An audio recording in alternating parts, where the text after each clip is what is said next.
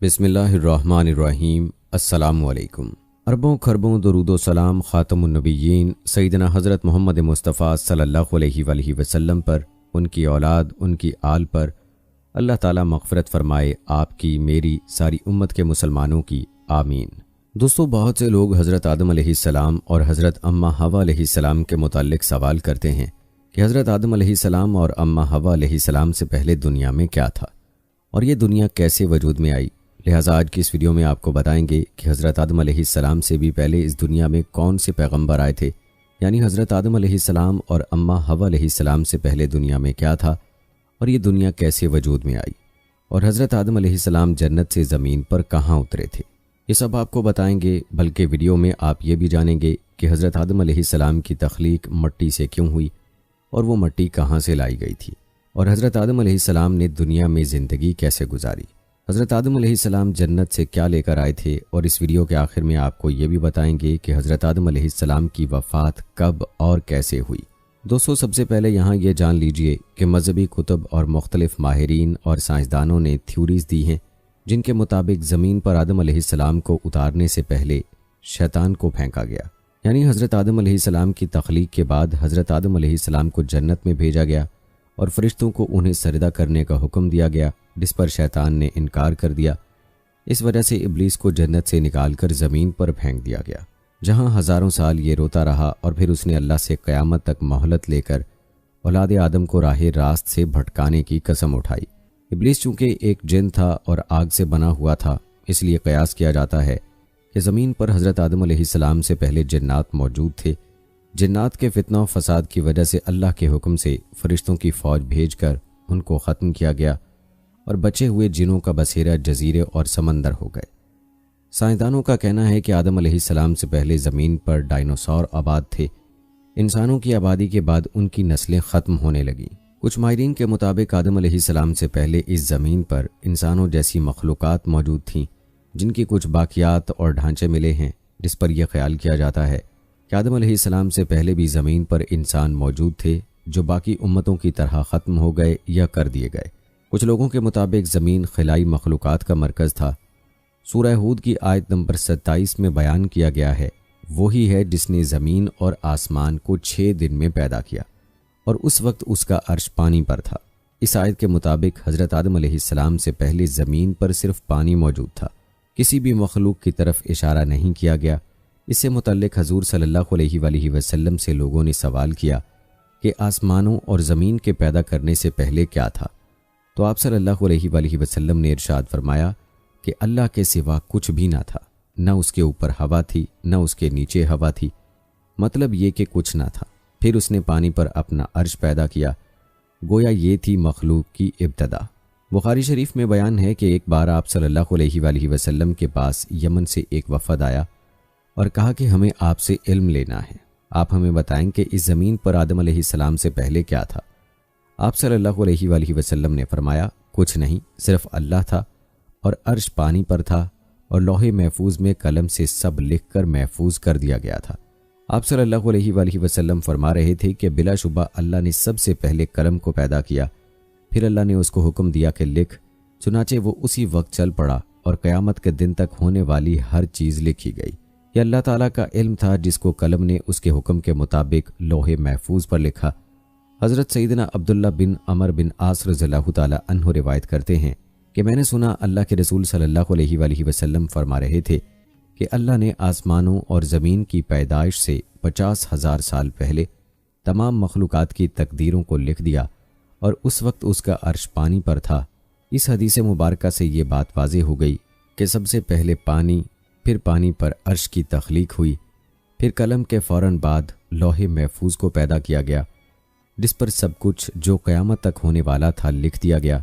फिर कायनात के बाकी मखलूक़ात, आसमान व ज़मीन की पैदाइश वजूद में आती गई।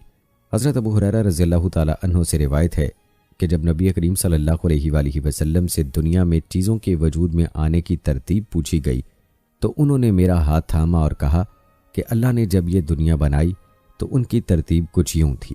हफ्ते वाले दिन मिट्टी पैदा की तो इतवार को पहाड़, पीर को दरख्त, मंगल को तकालीफ, बीमारियाँ, मसाइल, बुध को नूर, जुमेरात को चौपाई इस ज़मीन पर फैला दिए اور جمعے کے مبارک دن عصر سے رات کے درمیان آدم علیہ السلام کو پیدا کیا تھا۔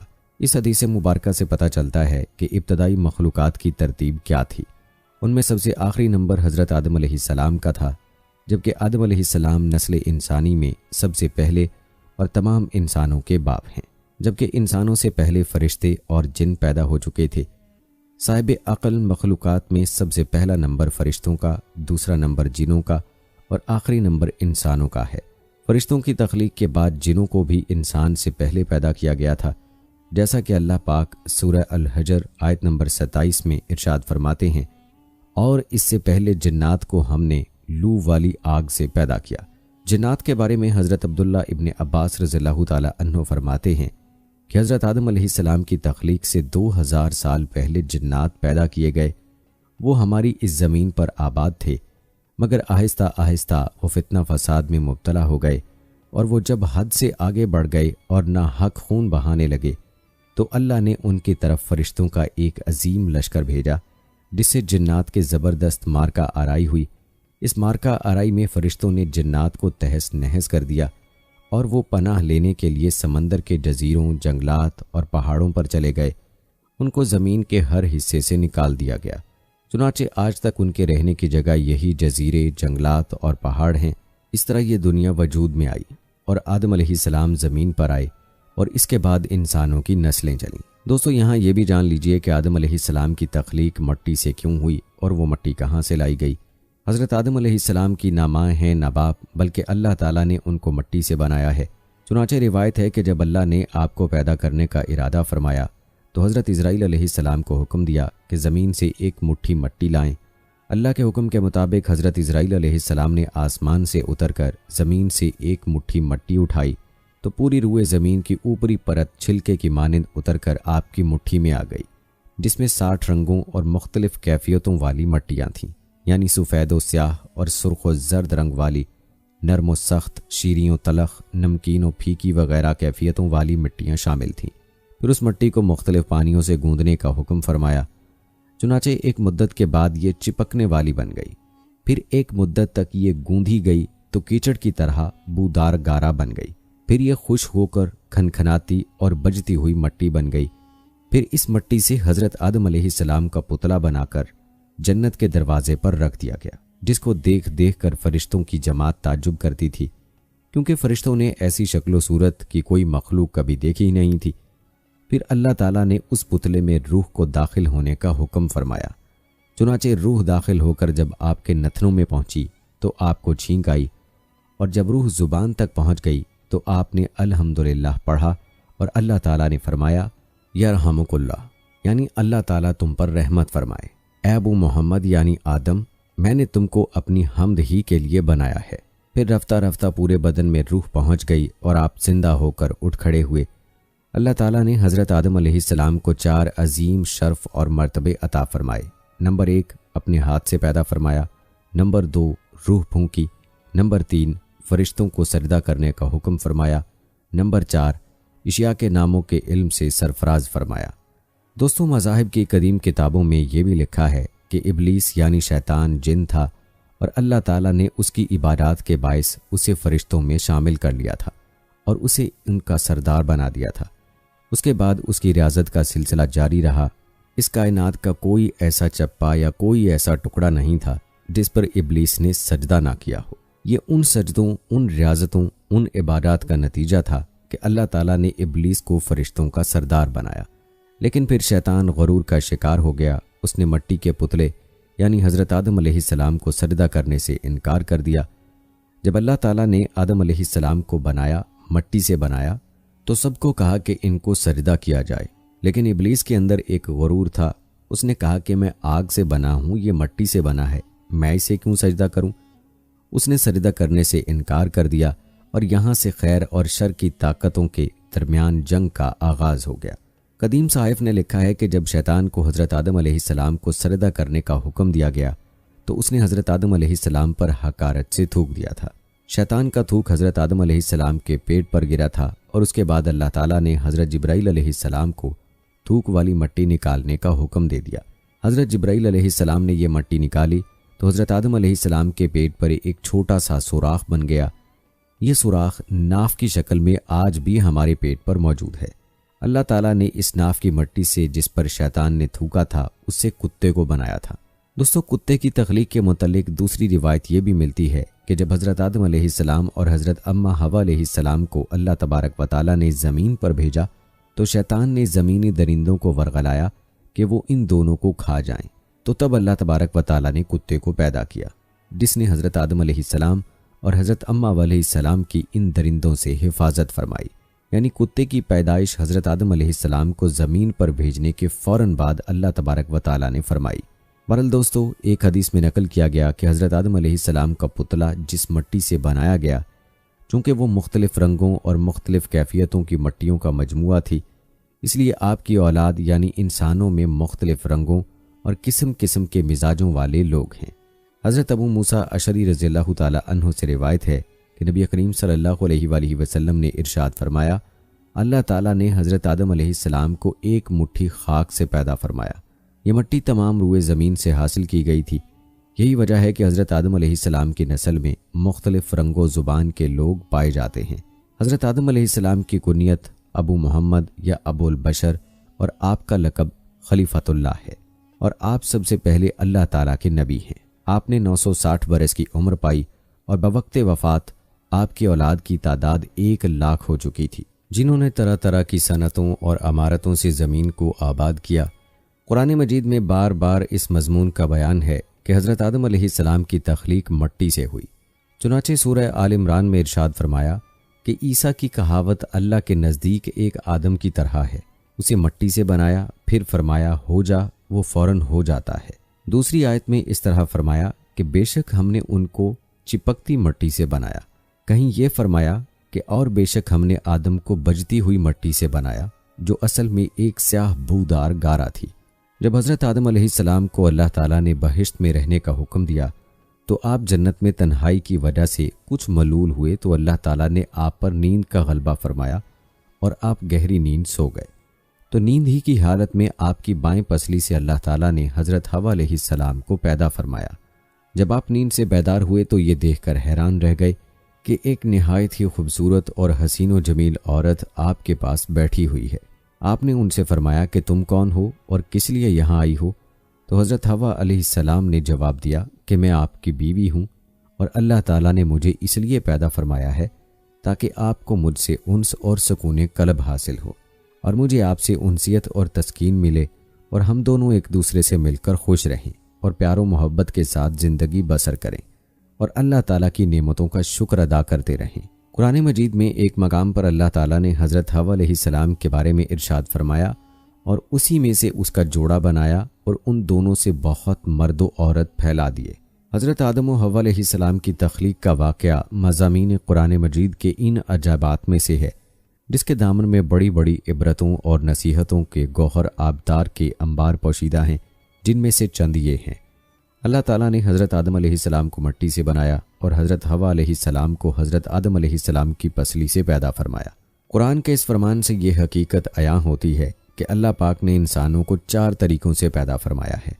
اول یہ کہ مرد و عورت دونوں کے ملاپ سے، جیسا کہ عام طور پر انسانوں کی پیدائش ہوتی ہے، چنانچہ قرآن مجید میں صاف صاف اعلان ہے کہ بے شک ہم نے آدمی کو پیدا کیا ملی ہوئی منی سے۔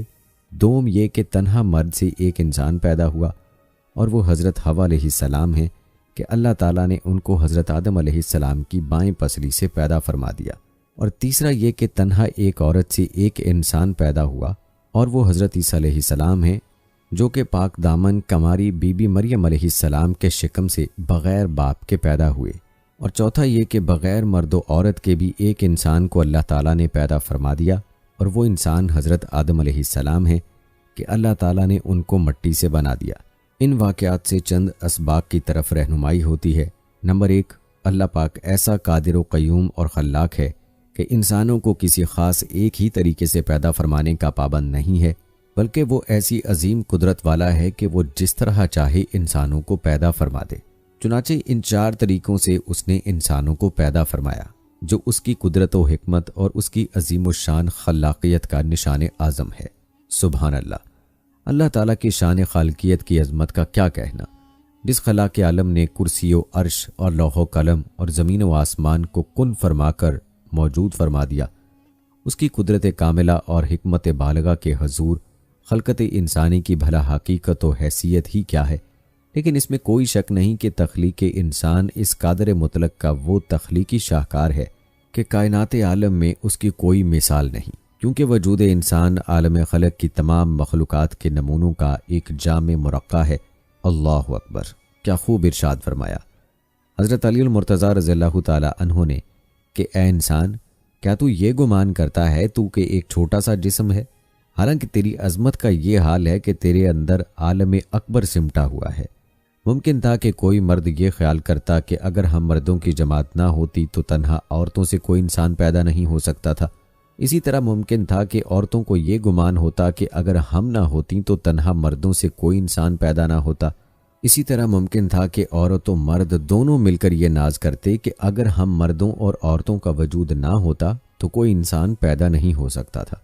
تو اللہ تعالیٰ نے چاروں طریقوں سے انسان کو پیدا فرما کر عورتوں اور مردوں دونوں کا منہ بند کر دیا کہ دیکھ لو، ہم ایسے قادر و قیوم ہیں کہ حضرت حوا علیہ السلام کو تنہا مرد یعنی حضرت آدم علیہ السلام کی پسلی سے پیدا فرما دیا۔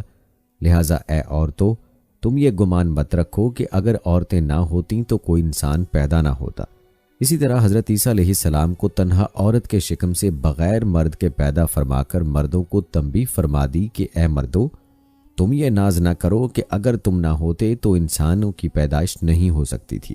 دیکھ لو، ہم نے حضرت عیسیٰ علیہ السلام کو تنہا عورت کے شکم سے بغیر مرد کے پیدا فرما دیا، اور حضرت آدم علیہ السلام کو بغیر مرد و عورت کے مٹی سے پیدا فرما کر عورتوں اور مردوں کا منہ بند فرما دیا کہ اے عورتوں اور مردوں، تم کبھی بھی اپنے دل میں خیال نہ لانا کہ اگر ہم دونوں نہ ہوتے تو انسانوں کی جماعت پیدا نہیں ہو سکتی تھی۔ دیکھ لو، حضرت آدم علیہ السلام کے نہ باپ ہیں نہ ماں، بلکہ ہم نے ان کو مٹی سے پیدا فرما دیا۔ سبحان اللہ! سچ فرمایا اللہ نے کہ اللہ ہر چیز کا بنانے والا ہے اور وہ اکیلا سب پر غالب ہے، اور جس کو چاہے اور جیسے چاہے اور جب چاہے پیدا فرما دیتا ہے۔ اس کے افعال اور اس کی قدرت کسی اسباب و علل اور کسی خاص طور طریقوں کی بندشوں کی محتاج نہیں ہے۔ چنانچہ قرآن مجید میں ارشاد ہے کہ وہ جو چاہتا ہے کرتا ہے۔ ایک اور جگہ فرمایا جس چیز اور جس کام کا وہ ارادہ فرماتا ہے اس کو کر ڈالتا ہے، نہ کوئی اس کی مشیت و ارادے میں دخل اندازی ہو سکتی ہے، نہ کسی کو اس کے کسی کام میں چوں چراں کی مجال ہو سکتی ہے۔ اب یہاں دوستو یہ بھی جان لیجئے کہ حضرت آدم علیہ السلام کو پیدا ہوئے کتنے سال گزر چکے ہیں۔ حضرت آدم علیہ السلام اور حضرت محمد صلی اللہ علیہ وآلہ وسلم کے بیچ کا وقفہ کیا تھا؟ حضرت نوح علیہ السلام اور حضرت موسیٰ علیہ السلام کے درمیان وقفہ کیا تھا؟ تو دوستو یہ بات نہ قرآن میں موجود ہے اور نہ ہی کسی صحیح حدیث سے ثابت ہے۔ البتہ اس بارے میں بعض تاریخی روایات ملتی ہیں۔ چنانچہ امام ابن عساکر رحمۃ اللہ علیہ نے دنیا کی مجمل تاریخ اس طرح لکھی ہے کہ حضرت آدم علیہ السلام اور حضرت نوح علیہ السلام کے درمیان 1200 برس کا فاصلہ ہے، اور حضرت نوح علیہ السلام سے حضرت ابراہیم علیہ السلام کے درمیان 1142 سال کا فاصلہ ہے، اور حضرت ابراہیم علیہ السلام سے حضرت موسیٰ علیہ السلام تک 565 برس کا فاصلہ ہے، اور حضرت موسیٰ علیہ السلام سے حضرت داؤد علیہ السلام تک 569 برس، اور حضرت داؤد علیہ السلام سے حضرت عیسیٰ علیہ السلام کے درمیان 1356 برس، اور حضرت عیسیٰ علیہ السلام سے خاتم الانبیاء حضرت محمد مصطفیٰ صلی اللہ علیہ وآلہ وسلم تک 600 برس کا فاصلہ ہے۔ جہاں تک ان انبیاء کی حیات رہنے کا تعلق ہے تو حضرت آدم علیہ السلام 960 برس، حضرت نوح علیہ السلام 950 برس، حضرت ابراہیم علیہ السلام 200 برس، حضرت داؤد علیہ السلام 100 برس، حضرت عیسیٰ علیہ السلام 33 برس، اور آپ صلی اللہ علیہ وآلہ وسلم 63 برس تک باقاعد حیات رہے۔ لہٰذا اس حساب کے مطابق حضرت آدم علیہ السلام کے دنیا میں تشریف لانے سے لے کر اب تک تقریباً 9288 سال گزر چکے ہیں۔ آپ صلی اللہ علیہ وآلہ وسلم اور حضرت آدم علیہ السلام کے بیچ کا درمیانی وقفہ تقریباً 6835 سال ہے، اور حضرت نوح علیہ السلام اور حضرت موسیٰ علیہ السلام کے درمیان کا وقفہ 1907 سال ہے۔ دوستو یہاں یہ بھی جان لیجئے کہ حضرت آدم علیہ السلام جنت سے کہاں اترے تھے۔ اس بارے میں تفسیر در منشور میں ہے کہ حضرت آدم علیہ السلام مکہ اور طائف کے درمیان میں موجود دجنہ نامی علاقے میں اترے تھے۔ بعض کا کہنا ہے کہ حضرت آدم علیہ السلام صفا پہاڑی پر اترے تھے، حکم الہی میں کوتاہی کی وجہ سے حضرت آدم علیہ السلام کے جنت سے نکلنے کا وقت آیا، تب آپ علیہ السلام نے حضرت حوا علیہ السلام کا ہاتھ تھم کر کہا، چلو اب غربت اور بے کسی کا وقت آن پہنچا۔ اس وقت حضرت جبرائیل علیہ السلام نے آ کر کہا کہ تم دونوں الگ ہو جاؤ، کیونکہ یہی اللہ تعالیٰ کا حکم ہے کہ تم دونوں کو دنیا میں مختلف مقامات پر اتارنا ہے۔ یہ سنتے ہی حضرت آدم علیہ السلام نے حضرت حوا علیہ السلام کا ہاتھ چھوڑ دیا۔ پھر حضرت آدم علیہ السلام کو سرندیپ جو کہ سری لنکا میں ہے اور حضرت حوا علیہ السلام کو جدہ کے قریب اتارا گیا، اور شیطان کو حضرت آدم علیہ السلام اور حضرت حوا علیہ السلام کے اتارنے سے پہلے ہی ایلا میں اتار دیا گیا تھا۔ اس وقت کے اعتبار سے جدہ اور سرندیپ کے درمیان تقریباً 2100 میل کا فاصلہ تھا۔ حضرت آدم علیہ السلام کی جنتی زبان عربی تھی، لیکن وہ ان کو بھلا دی گئی۔ اس کے عوض آپ علیہ السلام کو سریانی زبان عطا کی گئی۔ بعد ازاں جب آپ کی توبہ قبول کر لی گئی تو پھر عربی زبان عطا کر دی گئی۔ پھر جب آدم علیہ السلام حکم الہی پر حج کے لیے تشریف لے گئے تو آپ علیہ السلام کی ملاقات مزدلفہ کے مقام پر اما حوا سے ہوئی۔ اس وجہ سے مزدلفہ کے معنی قربت والی جگہ بنتا ہے۔ جدہ سعودی عرب کا سب سے بڑا شہر ہے۔ حضرت عبداللہ بن عمر رضی اللہ تعالی عنہ فرماتے ہیں، اللہ تعالیٰ نے حضرت آدم علیہ السلام کو ہندوستان میں اتارا، پھر آپ علیہ السلام مکہ تشریف لے گئے، وہاں سے شام تشریف لے گئے اور وہیں انتقال ہوا۔ اسی طرح رسول اللہ صلی اللہ علیہ وآلہ وسلم نے ارشاد فرمایا، حضرت آدم علیہ السلام ہندوستان میں اترے تھے۔ ابن عساکر نے ایک روایت نقل کی ہے، حضرت آدم علیہ السلام جب زمین پر بھیجے گئے تو انہیں ہندوستان میں اتارا گیا۔ تاریخی اعتبار سے دیکھا جائے تو ہندوستان کے علاقہ سیلون کے جزیرے سرندیپ میں بوز نامی پہاڑی پر آدم علیہ السلام کے قدم کے نشان ملتے ہیں۔ بعد میں یہ پہاڑ سری لنکا کے حصے میں آ چکا ہے، جسے تاریخی روایات کے مطابق حضرت آدم علیہ السلام کے نقش پا سے منسوب کیا جاتا ہے۔ اسی مناسبت سے اس پہاڑ کو آدم کی چوٹی یا کوہ آدم کا نام دیا جاتا ہے۔ اس پہاڑ کو سرندیپ بھی کہا جاتا ہے۔ کوہ آدم کی پہاڑی سری لنکا کی دوسری بڑی چوٹی ہے۔ 7300 فٹ بلند یہ چوٹی سری لنکا کے دارالحکومت کولمبو سے 220 کلومیٹر کے فاصلے پر ہے۔ سری لنکا کے ضلع رتنا پور میں واقع اس چوٹی تک پہنچنے کے لیے کولمبو سے کینڈی اور پھر ڈلہوزی آنا پڑتا ہے۔ ڈلہوزی شہر کے قریب سے یہ پہاڑی شروع ہوتی ہے۔ کوہ آدم پر چڑھنے کے لیے موزوں وقت رات کا ہے۔ رات کو 11-12 بجے کے درمیان سیاحوں کی اکثریت سفر شروع کرتی ہے۔ پہاڑ کی چوٹی تک پہنچنے کے لیے تقریباً 4.5 گھنٹے مسلسل سفر کرنا پڑتا ہے۔ پہاڑ کو کاٹ کر 7,500 سیڑھیاں بنائی گئی ہیں۔ پہاڑ کا 2/3 سفر تو سیاح بآسانی طے کر لیتے ہیں، لیکن چوٹی کے قریب کا 1/3 سفر انتہائی دشوار ہے۔ یہاں سے آگے کے سفر میں پہاڑ کی عمودی سطح پر بنائی گئی ان سیڑھیوں کے دونوں جانب لگی سٹیل کی ریلنگ پکڑ کر ہی اوپر چڑھا جا سکتا ہے۔ کوہ آدم کی چوٹی پر نقش پا آدم کو ڈھانپ کر محفوظ کر دیا گیا ہے۔ وقفے سے اسے عام زیارت کے لیے کھولا جاتا ہے۔ زائرین کی بڑی تعداد بدھ مت کے مقررہ اصولوں کی پاسداری کرتے ہوئے زیارت کرتی ہے۔ یہ نقش ایک سخت سیاہ پتھر میں ہے۔ اس گڑھے میں دائیں پاؤں کا نقش ہے جو تقریباً 5 فٹ لمبا اور 2 فٹ چوڑا ہے۔ اس پاؤں کے نقش کی لمبائی اور چوڑائی سے کسی بھی انسان کے جسم کا قد کا اندازہ 35 فٹ لگایا گیا ہے۔ کوہ آدم پر واقع نقش پا کے مقام تک پہنچنے کے لیے کئی آرام گاہیں بنائی گئی ہیں۔ پہاڑ کی بلندی سے دریا کا منظر بھی انتہائی خوبصورت ہے۔ طلوع آفتاب کا منظر تابناک، سورج کی کرنوں میں آسمان کے بدلتے رنگ انتہائی خوشکن نظر آتے ہیں۔ زائرین اپنے اپنے عقیدے کے مطابق فجر اور طلوع آفتاب کے وقت یہاں عبادت کرتے ہیں۔ بدھ مت کے پیروکار طلوع آفتاب کے وقت سادو کا ورد کرتے ہیں۔ مسلمانوں کے نزدیک یہ نقش پا حضرت آدم علیہ السلام کا ہے۔ بدھ مت کے مطابق یہ نشان بدھا کا ہے اور ہندوؤں کے دھرم کے مطابق یہ نقش شیوا جی کا ہے۔ بدھ مذہب کی سب سے پرانی کتاب مہاونس میں بھی اس قدم کا ذکر ہے۔ اپریل کے مہینے میں زائرین کی بڑی تعداد یہاں آتی ہے۔ مقامی زبان میں اس پہاڑی کو سریپاڈا کہا جاتا ہے۔ تاریخی حوالے بتاتے ہیں کہ سکندر اعظم اور ابن بطوطہ نے بھی زیارت کے لیے یہاں کا سفر کیا۔ ابن بطوطہ نے اپنے سفر نامے میں اس کا ذکر انتہائی دلچسپ پیرائے میں کیا ہے۔ اس کا بیان ہے کہ میں نے جزیرہ سیلان یعنی سری لنکا آنے کے بعد سیلان کے راجا سے کہا کہ میں قدم شریف کی زیارت کرنا چاہتا ہوں۔ سری لنکا کے راجا حکمران نے میرے سفر کا اہتمام کیا۔ سیلان میں آدم کو باوا اور ہوا کو ماما کہتے ہیں۔ راجا نے مجھے ایک ڈولا دیا اور کئی غلام دیے جو مجھے ڈولے میں بٹھا کر لے گئے۔ راجا نے 4 جوگی بھی میرے ساتھ کر دیے۔ یہ جوگی راستے سے خوب واقف تھے۔ اس کے علاوہ 3 برہمن اور 10 اہلکاروں کے علاوہ 15 آدمی بھی میرا سامان اٹھانے کے لیے ساتھ کر دیے۔ پانی اس راستے میں بکثرت ہے۔ پہلے دن ہم ایک دریا پر پہنچے اور بید کی چھڑیوں سے بنی ہوئی کشتی میں اس دریا کو عبور کیا۔ وہاں سے ہم منار منڈلی پہنچے۔ وہاں ایک غار ہے جس کو غار نارنج کہتے ہیں، اور ایک دوسرا غار ہے اس کو راجا کا غار کہتے ہیں۔ اس کے پاس پہاڑ کا دروازہ ہے جس کو جبل سرندیپ کہتے ہیں۔ جب ہم وہاں پر گئے تو بادل ہم سے نیچے تھے۔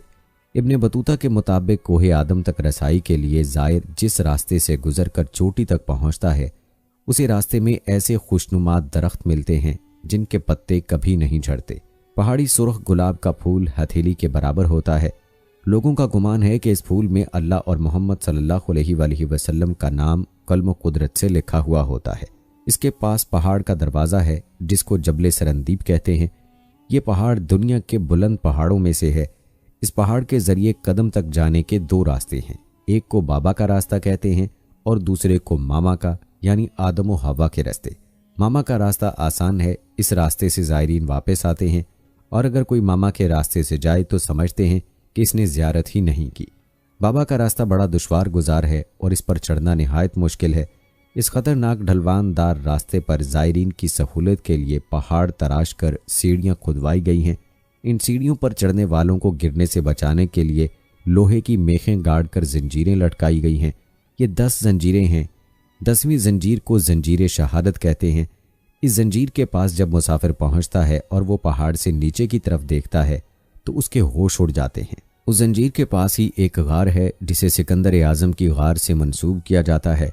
اس غار کے ساتھ ایک چشمہ بھی ہے۔ اس چشمے میں مچھلیاں بکثرت ہیں، لیکن ان کو پکڑنا آسان نہیں۔ چشمے سے 7 میل کے فاصلے پر غار خضر ہے۔ یہ غار حضرت خضر علیہ السلام سے منسوب ہے۔ اس غار سے 2 میل اوپر قدم کا نشان ہے۔ یہ قدم بابا آدم کے پاؤں کا نقش بتایا جاتا ہے۔ یہ نقش ایک سخت سیاہ پتھر میں ہے۔ ابن بطوطہ کے مطابق کوہ آدم کی چوٹی تک پہنچنے کے لیے 9 میل چڑھائی چڑھنی پڑتی ہے۔ 6 میل چڑھائی کے بعد اصلی چوٹی نظر نہیں آتی۔ یہاں زمین اور سمندر کا نظارہ قابل دید ہے۔ ابن بطوطہ کے مطابق یہاں اہل چین بھی زیارت کے لیے آتے ہیں۔ یہاں کے لوگوں کا کہنا ہے چین کے زائرین پاؤں کے انگوٹھے کے نشان کا پتھر توڑ کر لے گئے اور اسے چین کے شہر زیتون کے ایک مندر میں جا رکھا۔ اس نقش کی زیارت کے لیے اہل چین اس مندر میں آتے ہیں۔ قدم کے پاس پتھر میں 9 گڑھے کھدے ہوئے ہیں۔ ہندو زائر اس میں سونا، یاقوت اور موتی اور دوسرے جواہر ڈال دیتے ہیں۔ یہاں کے باشندوں میں یہ مشہور ہے کہ ہر ایک شخص کو قدم کی لمبائی اس کے ایمان کے مطابق نظر آتی ہے۔ ابو زید حسن سیرانی نے اس کی لمبائی 70 ہاتھ لکھی ہے۔ بدھ مذہب کے پیرو کہتے ہیں کہ بدھا اسی پہاڑ سے آسمان پر چڑھے۔ قرآن مجید یا حدیث میں اس قدم کی بابت کوئی سند نہیں ہے۔ مورخ لکھتے ہیں کہ حضرت آدم علیہ السلام سرندیپ میں ایک پہاڑ پر جس کو نوو کہتے ہیں اتارے گئے، اما ہوا جدہ میں، سانپ سمنان میں اور شیطان اسفہان میں۔ یہ جگہ اب بدھ مذہب کے پیروکاروں کے زیر انتظام ہے۔ بدھ مت ماننے والے اسے سری پد یعنی قدم شریف کہتے ہیں۔ یہاں آپ کو یہ بھی بتا دیں کہ جب حضرت آدم علیہ السلام زمین پر اترے تو حضرت آدم علیہ السلام کا پہلا کھانا اور لباس کیا تھا؟ تو دوستو، روایت میں یوں بیان ہوا ہے کہ حضرت آدم علیہ السلام 100 سال یا 60 سال جنت میں رہے۔ اس عرصے میں دونوں پر جنت کے کسی بھی حصے میں جانے پر پابندی نہ تھی سوائے شجر ممنوعہ کے۔ شیطان اب ان دونوں کا کھلا دشمن تھا اور اپنی سزا کا بدلہ لینے کے لیے بے قرار بھی۔ اس کی شدید خواہش تھی کہ یہ اللہ کے حکم کی خلاف ورزی کریں۔ پھر شیطان نے ان دونوں کے دلوں میں وسوسہ ڈالا تاکہ ان کی شرمگاہیں جو ایک دوسرے سے پوشیدہ تھیں بے پردہ ہو جائیں۔ اس نے انہیں کہا، تمہارے رب نے تم دونوں کو اس درخت سے اس لیے منع فرمایا کہ کہیں یہ پھل کھا کر تم دونوں فرشتے نہ ہو جاؤ یا کہیں ہمیشہ زندے رہنے والوں میں سے نہ ہو جاؤ۔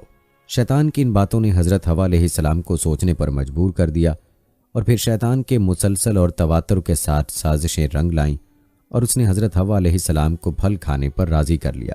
ایک دن حضرت حوا علیہ السلام نے حضرت آدم علیہ السلام سے کہا کہ ہم اس شجر ممنوعہ کا ذرا سا حصہ کھا کر تو دیکھیں، آخر وہ کیا راز ہے جو اللہ نے اسے کھانے سے منع فرمایا ہے۔ شروع میں تو حضرت آدم علیہ السلام اس کے لیے قطعی طور پر تیار نہ تھے، لیکن پھر حضرت حوا علیہ السلام کے مسلسل اصرار پر بادل نخواستہ وہ بھی راضی ہو گئے۔ ابھی ان دونوں نے پھل کو پورے طور پر چکھا بھی نہ تھا کہ ان کی سترگاہیں ایک دوسرے پر عیاں ہو گئیں، جس پر دونوں بدحواسی اور پریشانی میں جنت کے درختوں کے پتے توڑ توڑ کر اپنا بدن چھپانے لگے۔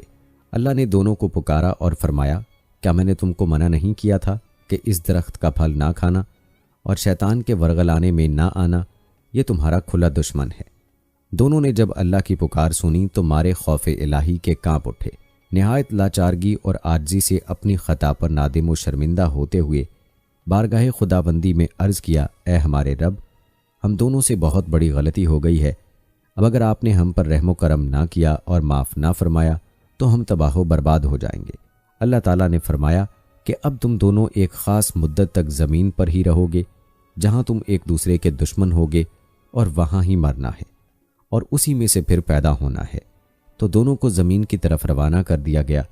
روایت میں ہے کہ حضرت آدم علیہ السلام کو ہند، حضرت حوا علیہ السلام کو جدہ اور ابلیس کو بصرہ سے چند میل کے فاصلے پر دمشتیمان کے مقام پر اتارا گیا۔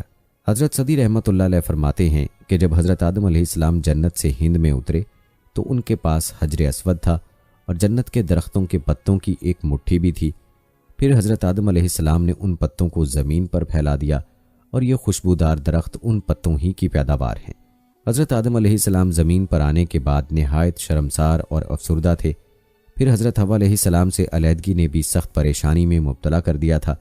روایت میں ہے کہ آپ ایک طویل عرصے تک اللہ کے حضور گڑ گڑاتے، فریاد کرتے اور آنسو بہاتے رہے، یہاں تک کہ اللہ تعالیٰ کو ان کی اس گریہ وزاری پر رحم آ گیا۔ اور پھر ایک دن حضرت جبرائیل علیہ السلام نے حضرت آدم علیہ السلام کے پاس آ کر انہیں اللہ کی جانب سے معافی کی نوید سنائی۔ حضرت آدم علیہ السلام خوشی سے سرشار بارگاہ خداوندی میں سربسجود ہو کر شکر بجا لائے۔ پھر حضرت جبرائیل علیہ السلام انہیں لے کر مکہ آئے، جہاں حضرت آدم علیہ السلام نے کعبہ شریف کی بنیاد رکھی اور حجر اسود کو کعبہ کی دیوار پر نصب فرمایا۔ پھر اس کے گرد طواف کیا۔ طواف سے فارغ ہو کر حضرت جبرائیل علیہ السلام انہیں جبل عرفات پر لے گئے، جہاں حضرت حوا علیہ السلام تشریف فرما تھیں۔ لیکن طویل عرصے کی جدائی اور حالات نے بہت سے جسمانی تغیرات پیدا کر دیے تھے، چنانچہ دونوں ایک دوسرے کو پہچان نہ پائے، جس پر حضرت جبرائیل علیہ السلام نے دونوں کا تعارف کروایا۔ حضرت عمر رضی اللہ تعالیٰ عنہ سے مروی ہے کہ نبی کریم صلی اللہ علیہ وآلہ وسلم نے فرمایا کہ جب حضرت آدم علیہ السلام سے لغزش ہو گئی تو انہوں نے اللہ تعالیٰ سے عرض کیا، اے میرے پروردگار، میں آپ سے محمد صلی اللہ علیہ وآلہ وسلم کے وسیلے سے سوال کرتا ہوں کہ آپ میری مغفرت فرما دیں۔ اللہ رب العزت نے فرمایا، تو نے محمد صلی اللہ علیہ وآلہ وسلم کو کیسے جان لیا جبکہ میں نے ان کو اب تک پیدا نہیں فرمایا؟ حضرت آدم علیہ السلام نے عرض کیا، اے پروردگار، جب آپ نے مجھے اپنے ہاتھوں سے پیدا فرمایا اور مجھ میں ڈانٹ ڈالی، پھر میں نے اپنا سر اٹھایا تو عرش پر لکھا دیکھا لا الہ الا اللہ محمد الرسول اللہ، تو میں نے جان لیا کہ جس ذات کا نام آپ نے اپنے نام کے ساتھ ملا لیا ہے، اس سے بڑھ کر آپ کے نزدیک اور کوئی محبوب نہیں ہو سکتا۔ تو اللہ نے فرمایا، اے آدم، تو نے سچ کہا، وہ میرے نزدیک سب سے محبوب ہیں، اور جب تو نے ان کے وسیلے سے مجھ سے مانگ لیا تو پس میں نے تیری بخشش کر دی، اور اگر محمد صلی اللہ علیہ وآلہ وسلم نہ ہوتے تو میں آپ کو بھی پیدا نہ کرتا۔ دوستو، اب آتے ہیں اس بات کی طرف کہ جو آج کی ویڈیو کا مقصد ہے کہ دنیا میں حضرت آدم علیہ السلام سے پہلے کون سے ایک پیغمبر کا تذکرہ ملتا ہے۔ تو جان لیجیے کہ حضرت آدم علیہ السلام سے پہلے ایک پیغمبر کو اللہ نے جنات میں بھیجا تھا۔ دوستو، جن اللہ کی مخلوق ہیں جنہیں انسان کی پیدائش سے بھی قبل پیدا کیا گیا تھا۔ بعض محققین اور تاریخ دان لکھتے ہیں کہ جنات کو آدم علیہ السلام کی تخلیق سے بھی 2000 سال قبل تخلیق کیا گیا تھا۔ قرآن حکیم میں اس کا ذکر اس طرح سے آیا ہے، اور ہم نے انسان کو کھنکتے ہوئے گارے سے پیدا کیا ہے اور جنوں کو اس سے بھی پہلے بے دھوئیں کی آگ سے پیدا کیا۔ ایک اور جگہ ارشاد مبارک ہے، اس نے انسان کو بجنے والی مٹی سے پیدا کیا اور جنات کو آگ کے شعلے سے پیدا کیا۔ ابن کثیر ان آیات کی تفسیر میں لکھتے ہیں کہ سلسال خشک مٹی اور جس میں آواز ہو فخار، آگ میں پکی ہوئی مٹی کو ٹھیکری کہتے ہیں۔ مارج سے مراد سب سے پہلا جن ہے جسے ابو الجن کہا جا سکتا ہے، جیسے حضرت آدم علیہ السلام کو ابو الآدم کہا جاتا ہے۔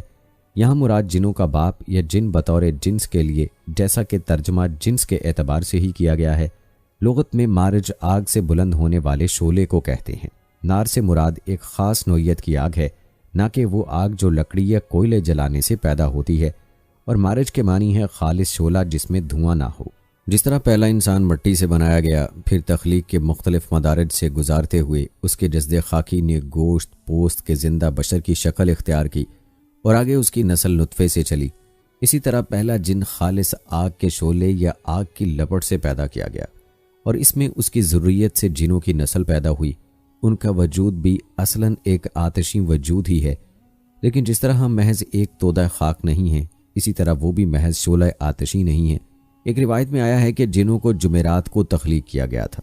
جنوں کو اللہ تعالیٰ نے اپنی عبادت کے لیے پیدا کیا تھا، جس کی تصدیق قرآن مجید نے ان الفاظ میں کی ہے، اور میں نے جنوں اور انسانوں کو اس لیے پیدا کیا کہ وہ میری عبادت کریں۔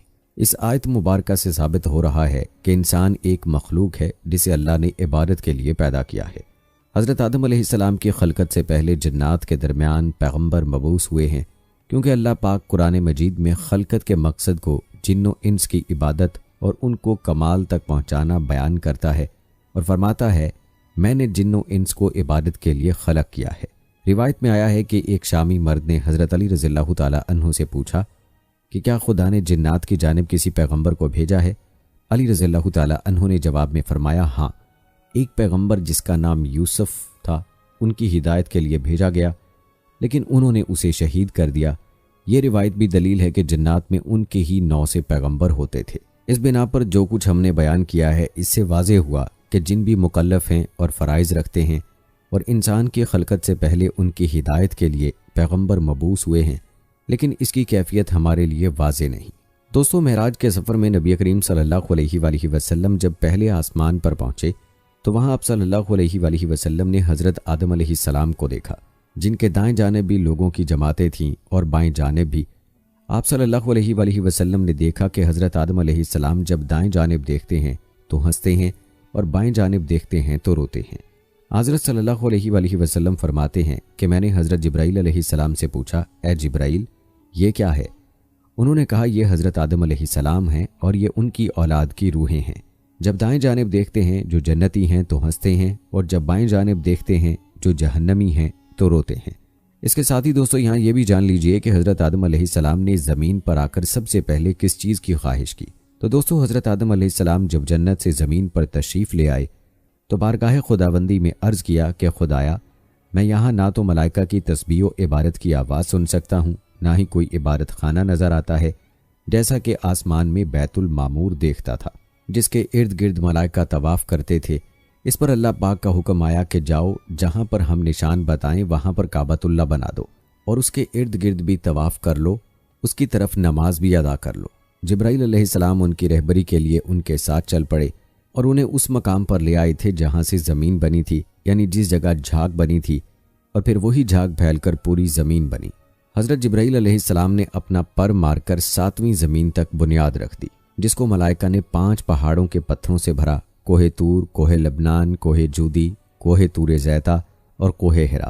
بنیاد بھرنے کے بعد نشان کے لیے چاروں طرف کی دیواریں بھی اٹھا دیں۔ اس طرف حضرت آدم علیہ السلام نماز بھی پڑھتے رہے اور طواف بھی کرتے رہے۔ طوفان نوح تک کعبہ اسی حالت میں رہا۔ طوفان کے وقت وہ عمارت آسمان پر اٹھا لی گئی اور وہ جگہ ایک اور اونچے ٹیلے کی صورت میں رہ گئی، مگر لوگ پھر بھی برکت کے لیے یہاں آتے تھے اور آ کر دعائیں مانگتے تھے۔ پھر حضرت ابراہیم علیہ السلام کے زمانے تک کعبہ اسی حالت میں رہا۔ جب حضرت اسماعیل علیہ السلام اور حضرت حاجرہ علیہ السلام یہاں آ کر رہے اور یہاں کچھ آبادی ہو گئی تو حضرت حاجرہ علیہ السلام کے انتقال کے بعد حضرت ابراہیم علیہ السلام کو حکم ہوا کہ حضرت اسماعیل علیہ السلام کو ساتھ لے کر خانہ کعبہ کی عمارت تعمیر کریں۔ اس کی نشانی اس طرح کی گئی کہ ایک بادل کا ٹکڑا بھیجا گیا تاکہ اس کے سائے سے کعبے کی حد مقرر کی جائے۔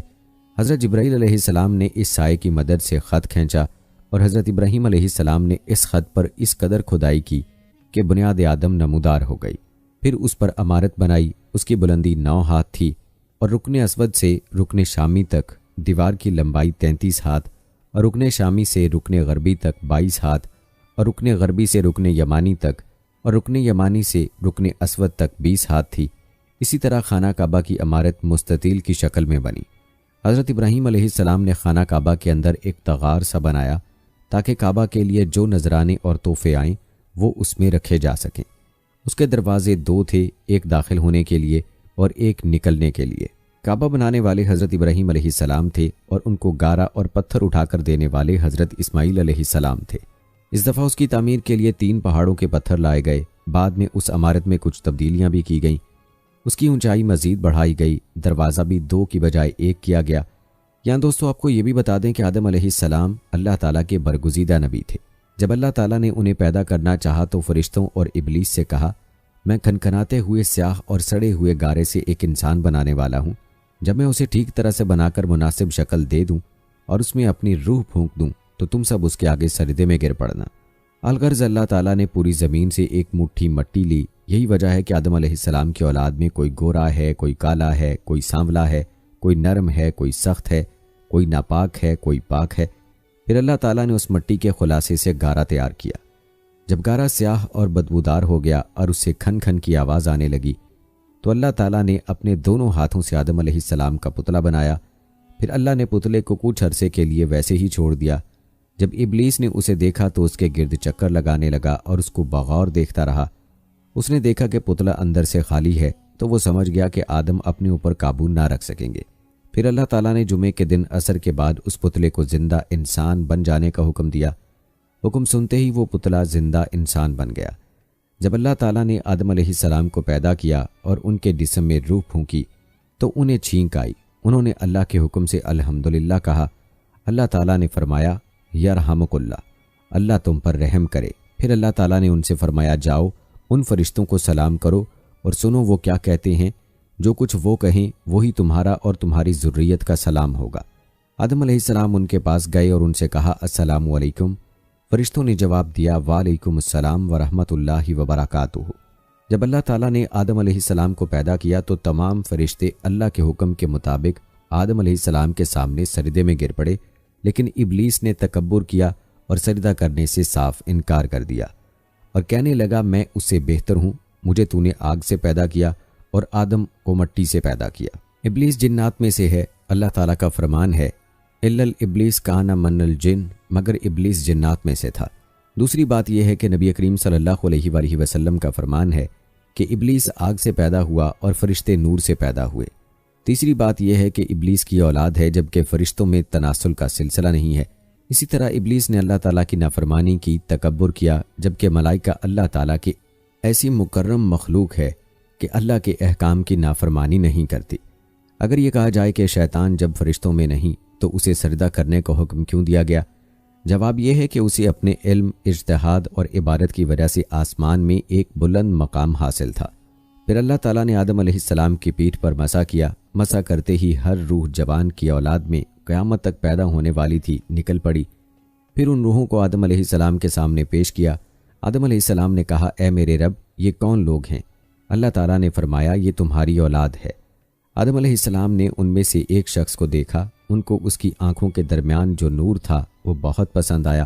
کہنے لگے، اے میرے رب، یہ کون ہے؟ اللہ تعالیٰ نے فرمایا، یہ تمہاری اولاد کی آخری جماعتوں میں سے ایک شخص ہے جس کا نام داؤد ہے۔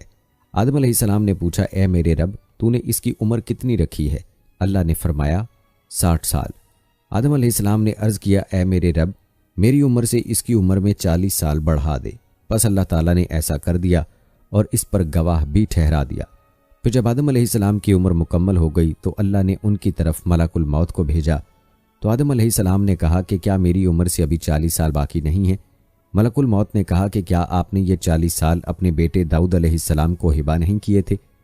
آدم علیہ السلام نے انکار کر دیا، لہٰذا آپ کی اولاد بھی انکاری ہے، اور آدم علیہ السلام بھول گئے، لہٰذا آپ کی اولاد بھی نسیان کا شکار ہو گئی۔ اسی طرح اللہ تعالیٰ نے آدم علیہ السلام کی پشت سے نکلنے والی اولاد سے میدان عرفات میں عہد لیا۔ اللہ تعالیٰ نے جتنی مخلوق پیدا کرنی تھی ان کو آدم علیہ السلام کے آگے چیونٹیوں کی طرح پھیلا دیا، پھر ان سے بالمشافہ گفتگو فرمائی۔ اس کے بعد اللہ تعالیٰ نے آدم علیہ السلام کی پسلی سے ان کی بیوی کو پیدا کیا تاکہ آدم ان سے سکون حاصل کریں۔ پھر اللہ نے انہیں جنت میں رہنے کا حکم دیا۔ آدم علیہ السلام جمعے کے دن جنت میں داخل ہوئے۔ اللہ تعالیٰ نے آدم علیہ السلام سے فرمایا، تم اپنی بیوی کے ساتھ اس جنت میں رہو اور جہاں سے چاہو خوب کھاؤ پیو، لیکن اس درخت کے قریب بھی نہ جانا ورنہ تم نقصان اٹھاؤ گے، اور یہ ابلیس تمہارا اور تمہاری بیوی کا دشمن ہے، اس سے ہوشیار رہنا، کہیں ایسا نہ ہو کہ یہ تمہیں جنت سے نکلوا دے۔ الغرض یہاں تم بڑے عیش و آرام سے رہو گے۔ آدم علیہ السلام اور ان کی زوجہ جنت میں بڑے آرام سے رہ رہے تھے، لیکن ابلیس ان کے پیچھے لگا ہوا تھا۔ اس نے آدم علیہ السلام سے کہا، اے آدم، میں تمہیں ایسا درخت نہ بتاؤں کہ جس کو کھا کر تم کو ایسی سلطنت مل جائے جس میں کبھی زوف نہ آنے پائے اور ایک دن ان سے کہنے لگا تمہارے رب نے جو تمہیں اس درخت سے منع کیا ہے صرف اس لیے کہ کہیں تم فرشتے نہ بن جاؤ اور ہمیشہ زندہ رہو، اور پھر قسم کھا کر کہا میں تم دونوں کا خیر خواہ ہوں۔ الغرض اللہ تعالیٰ نے جو عہد آدم علیہ السلام سے لیا تھا، آدم علیہ السلام اسے بھول گئے اور ابلیس نے بالآخر ان کو ورغلا ہی دیا۔ آدم علیہ السلام کی زوجہ مطہرہ سیدہ حوا علیہ السلام نے پہلے درخت سے کھایا اور آدم علیہ السلام کو ترغیب دی، بالآخر دونوں نے درخت سے کھا لیا۔ اسی لیے نبی کریم صلی اللہ علیہ وآلہ وسلم نے فرمایا اگر حوا نہ ہوتی تو کوئی عورت اپنے خاوند کے ساتھ خیانت نہ کرتی۔ درخت سے کھانا ہی تھا کہ ان کی شرمگاہیں ایک دوسرے کے سامنے ظاہر ہو گئیں۔ یہ دیکھ کر انہوں نے جنت کے پتے اپنے اوپر چپکانے شروع کر دیے۔ اللہ تعالیٰ نے انہیں پکار کر فرمایا کیا میں نے تم دونوں کو اس درخت کے کھانے سے منع نہیں کیا تھا؟ اور میں نے تم سے نہیں کہا تھا کہ شیطان تم دونوں کا کھلا دشمن ہے، اس سے ہوشیار رہنا۔ اللہ تعالیٰ نے آدم علیہ السلام کو طویل القامت پیدا کیا تھا، سر میں بال گھنے تھے۔ جب انہوں نے اس درخت سے کھا لیا تو ان کا لباس علیحدہ ہو گیا، ان کا سطر نظر آنے لگا۔ وہ بھاگے تو ایک درخت نے ان کے بال پکڑ لیے، وہ اس سے جھگڑنے لگے۔ اللہ تعالیٰ نے فرمایا اے آدم مجھ سے بھاگتے ہو؟ آدم علیہ السلام نے عرض کیا تجھ سے شرم آتی ہے اس نافرمانی کی وجہ سے۔ اللہ تعالیٰ نے فرمایا تم یہاں سے اتر کر نیچے چلے جاؤ، اب تمہیں کچھ عرصے کے لیے زمین پر رہنا ہے اور وہیں فائدہ اٹھانا ہے۔ پھر اللہ تعالیٰ نے جمعہ ہی کے دن انہیں زمین پر اترنے کا حکم دیا اور اسی دن وہ زمین پر اتار دیے گئے۔ اللہ تعالیٰ نے اس درخت کا تعین نہیں کیا جسے آدم علیہ السلام کو منع کیا گیا تھا، اور تعین میں ہمارے لیے کوئی فائدہ نہیں ہے۔ اگر ہوتا تو اللہ تعالیٰ ہمارے لیے ضرور بیان فرما دیتا، اور قرآن کی تفسیر کرنے والے کے لیے ضروری ہے کہ وہ قرآن کے مبہم مقامات کا تعین اس وقت تک نہ کرے جب تک رسول اللہ صلی اللہ علیہ وآلہ وسلم کی صحیح صریح حدیث نہ مل جائے۔ آدم علیہ السلام کتنی مدت جنت میں رہے اور ان کی اولاد جنت میں ہوئی یا نہیں، ان کے متعلق صحیح معلومات ثابت نہیں ہیں۔ آدم علیہ السلام کی اولاد میں شادی کا طریقہ تاریخ میں نقل ہے کہ حوا علیہ السلام کے ہاں ہر حمل سے ایک لڑکا اور ایک لڑکی پیدا ہوتے تھے۔ ایک حمل سے پیدا ہونے والا لڑکا دوسرے حمل سے پیدا ہونے والی لڑکی سے شادی کرتا تھا۔ حدیث میں ہے کہ قیامت کے دن جب لوگ جنت کے قریب ہو جائیں گے تو آدم علیہ السلام کے پاس آئیں گے، کہیں گے اے ہمارے باپ ہمارے لیے جنت کو کھلوا دو۔ تو آدم علیہ السلام کہیں گے کہ تم کو اس جنت سے صرف تمہارے باپ کی غلطی نے نکالا تھا۔ آدم علیہ السلام اپنی زوجہ کے ساتھ زمین پر آ گئے۔ اللہ تعالیٰ نے دعائیہ کلمات سکھائے، ان دونوں نے ان دعائیہ کلمات کے ساتھ اللہ تعالیٰ سے معافی مانگی۔ اللہ تعالیٰ نے جمعہ کے روز ان کی توبہ قبول فرمائی۔ جب آدم علیہ السلام زمین پر رہنے لگے تو پھر اللہ نے ان کے لیے عمدہ لباس کا انتظام فرمایا، اور اللہ تعالیٰ نے ان کی اولاد کو عزت و کرامت سے سرفراز فرمایا۔ بحر و بر میں ان کی نقل و حرکت کے لیے سواریاں مہیا کیں اور ان کے لیے پاکیزہ کھانوں کا انتظام فرمایا، اور اپنی بہت سی مخلوقات پر برتری عطا فرمائی۔ آدم علیہ السلام کی اولاد بہت ہوئی، ان میں سے دو نے ایک مرتبہ اللہ تعالیٰ کی راہ میں قربانی پیش کی۔ اللہ نے ایک کی قربانی قبول فرمائی، دوسرے کی نہیں۔ جن کی قربانی قبول نہیں ہوئی اپنے بھائی سے کہنے لگا میں تجھے ضرور قتل کروں گا۔ بھائی نے جواب دیا کہ اللہ تعالیٰ تو متقی لوگوں کی قربانی قبول فرماتا ہے، تم میں تقوی نہیں ہے، اس لیے تمہاری قربانی قبول نہیں ہوئی، اس میں میرا کیا قصور ہے؟ بالآخر اس نے اپنے بھائی کو قتل کیا۔ قتل کرنے کے بعد سمجھ نہیں آیا کہ اپنے مقتول بھائی کی لاش کا کیا کرے۔ اللہ تعالیٰ نے ایک کوا بھیجا جو زمین پر اتر کر زمین کو کوریدنے لگا۔ قاتل بھائی نے کوے سے سیکھا کہ کس طرح اپنے بھائی کی لاش کو چھپائے، پھر اپنے اس فعل پر بہت شرمندہ ہوا اور افسوس کیا۔ قاتل کا نام قابیل تھا، مقتول کا نام حابیل تھا۔ قابیل پہلا شخص ہے جس نے بنی آدم میں قتل کو جاری کیا۔ آدم علیہ السلام بہت روئے اس قتل پر اور افسوس کیا۔ آدم علیہ السلام کی عمر اللہ تعالیٰ نے 1000 سال رکھی تھی۔ آدم علیہ السلام نے 40 سال اپنی عمر میں سے داؤد علیہ السلام کو ہبہ کیے تھے۔ بہرحال اللہ تعالیٰ نے آدم علیہ السلام کی عمر 1000 سال کر دی اور داؤد علیہ السلام کی عمر 100 سال کر دی۔ حابیل کے مرنے کے بعد اللہ تعالیٰ نے آدم علیہ السلام کو ایک بیٹا دیا، انہوں نے ان کا نام شیث علیہ السلام رکھا، اور اپنی وفات سے پہلے حضرت شیث علیہ السلام کو وصیت کی۔ جب فرشتوں نے حضرت آدم علیہ السلام کی روح قبض کر لی، فرشتے اپنے ساتھ کفن اور خوشبو لے کر آئے تھے۔ پھر فرشتوں نے انہیں غسل دیا، کفن پہنایا اور نماز جنازہ پڑھی، قبر کھودی اور لحد میں دفن کیا۔